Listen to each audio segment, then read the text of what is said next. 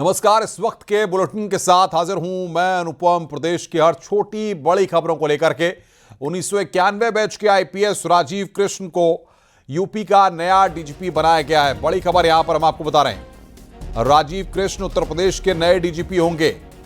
प्रशांत कुमार के रिटायर होने के बाद इन्हें यूपी पुलिस की कमान दी गई है। राजीव कृष्ण उत्तर प्रदेश कैडर के आईपीएस अधिकारी हैं। अभी वे यूपी पुलिस के डीजी पद पर तैनात थे। डीजी विजिलेंस के रूप में भी काम कर चुके हैं। इससे पहले उन्हें पुलिस भर्ती बोर्ड की जिम्मेदारी दी गई थी। बीते दिनों यूपी पुलिस में 60,244 सिपाहियों की भर्ती सकुशल संपन्न कराने के चलते उनकी साख और मजबूत हुई है। राजीव कृष्ण की चर्चा आगरा में साल 2004 में बतौर एसएसपी तैनाती को लेकर खूब होती है। आगरा एसएसपी के तौर पर उन्होंने अपराधियों के खिलाफ विशेष अभियान चलाया था। बीहड़ में सक्रिय अपहरण गिरोहों के खिलाफ राजीव कृष्ण ने प्रभावी कार्रवाई की थी। अब उन्हें यूपी का नया डीजीपी बनाया गया है। और बातचीत करने के लिए ऋषभ मणि त्रिपाठी हमारे साथ जुड़ रहे हैं। ऋषभ, इससे पहले 4 कार्यवाहक डीजीपी उत्तर प्रदेश देख चुका है। राजीव कृष्ण को डीजीपी बनाया जा रहा है। ये कार्यवाहक तौर पर डीजीपी का चार्ज लेंगे या फिर ये पूर्ण रूप से डीजीपी माने जाएंगे? अनुपम, देखिए, ये कार्यवाहक डीजीपी ही रहेंगे, चूंकि जो स्थायी डीजीपी बनाने की प्रक्रिया होती है उस प्रक्रिया का पालन नहीं किया गया है। 2 तरह की प्रक्रियाएं होती हैं। पहली, यूपीएससी के जरिए स्थायी डीजीपी की तैनाती होती है, जिसमें पैनल भेजा जाता है और यूपीएससी के जरिए बनते हैं। दूसरा, नवंबर 2024 में उत्तर प्रदेश सरकार ने अपना डीजीपी के चयन के लिए नियमावली बना ली है और उस नियमावली में प्रावधान है कि एक 6 सदस्यीय कमेटी डीजीपी का चयन करेगी। लेकिन अभी तक वो कमेटी नहीं बनाई गई है, लिहाजा जो डीजीपी के चयन की नियमावली बनाई गई है उसका कोई प्रभाव इस चयन पर, उनकी इस तैनाती पर नहीं है। लिहाजा कार्यवाहक डीजीपी होंगे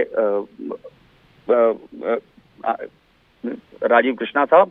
और राजीव कृष्णा जब चार्ज ले लेंगे, कुछ ही देर में चार्ज लेने वाले हैं, सिग्नेचर बिल्डिंग पुलिस मुख्यालय वो जा रहे हैं, और इसके बाद भी योगी सरकार के पास मौका है कि वो उस नियमावली के तहत 6 सदस्यीय कमेटी बना दें और फिर उस कमेटी के जरिए इनके नाम को पारित करवा लिया जाए तो इनके नाम के ऊपर मुहर लग जाएगी और ये स्थायी डीजीपी होंगे। बिल्कुल ऋषभ, लेकिन जिस तरीके से देखा जाए राजीव कृष्ण को, काफी अनुभवी अफसर हैं और एक वक्त जब यूपी में पेपर लीक हो रहे थे, परीक्षाओं पर सवाल खड़े हो रहे थे, राजीव कृष्ण को जिम्मेदारी दी गई थी और भर्ती बोर्ड की जिम्मेदारी को बखूबी निभाया और अब प्रदेश के पुलिस मुखिया के तौर पर जिम्मेदारी मिल रही है।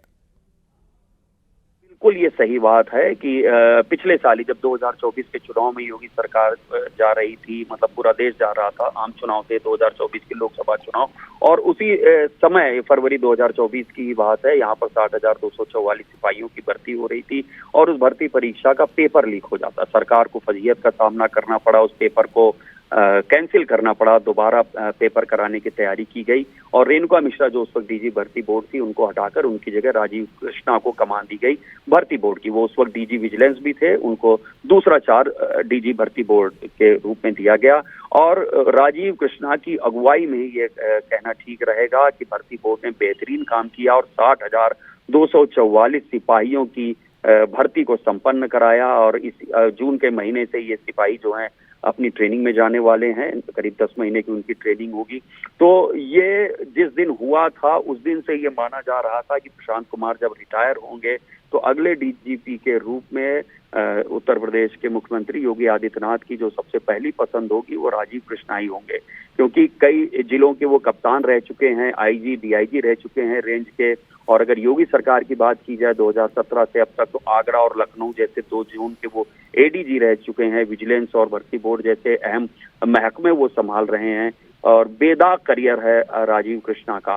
तो जाहिर सी बात है राजीव कृष्णा ही सबसे अच्छी चॉइस होंगी। न्यूज़ 18 ने भी पहले ये बताया था और अब उसी खबर के ऊपर मुहर लगी है। राजीव कृष्णा उत्तर प्रदेश के डीजीपी बन गए हैं।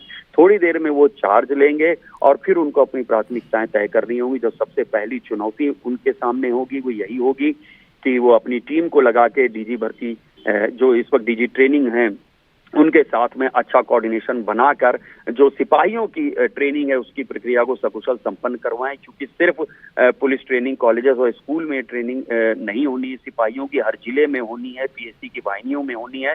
तो राजीव कृष्णा के ऊपर जो अगली सबसे बड़ी चुनौती या जिम्मेदारी कहें वो 60,244 सिपाहियों की सकुशल ट्रेनिंग कराना है, और अगले साल अगर अप्रैल से लेकर मई तक में ये 60,244 सिपाही उत्तर प्रदेश पुलिस का अंग बन जाएंगे। दूसरी बात करें, जो त्रिस्तरीय पंचायत चुनाव होने हैं जो अगले साल प्रस्तावित हैं, और उसके लिए जो परिसीमन की प्रक्रिया, वोटर लिस्ट का जो डेवलपमेंट है वो सारी प्रक्रियाएं शुरू हो गई हैं। तो अब अगली चुनौती उनके लिए होगी अगले साल इस पंचायत चुनाव को सकुशल संपन्न कराना। तो ये दो बड़ी चुनौतियां हैं उनके सामने, इसको सकुशल संपन्न कराना है। और जो बीते दिनों अभी कुछ कार्रवाई हुई है, रोहिंग्याओं के खिलाफ चल रही है, बांग्लादेशियों के खिलाफ चल रही है, और बीते दिनों आईएसआई एजेंट्स की गिरफ्तारी हुई है, तो अब इन सारी चीजों पे उनको ध्यान देना होगा। उन्होंने खुद उत्तर प्रदेश में एटीएस को लॉन्च किया है 2007 में, जब बसपा की सरकार थी मायावती की अगुवाई वाली। उस दौरान उत्तर प्रदेश में एंटी टेररिस्ट स्क्वाड बना था, और इनकी अगुवाई में ही बना था। तो जाहिर सी बात है इनके बहुत अच्छा ग्राउंड नेटवर्क है, उसका अनुभव है। तो उस एटीएस के नेटवर्क में और उस अनुभव का फायदा जरूर योगी सरकार भी उठाना चाहेगी, ताकि बिल्कुल बिल्कुल ऋषभ, बहुत बहुत शुक्रिया आपका हमारे साथ जुड़ने के लिए और विस्तार से जानकारी देने के लिए।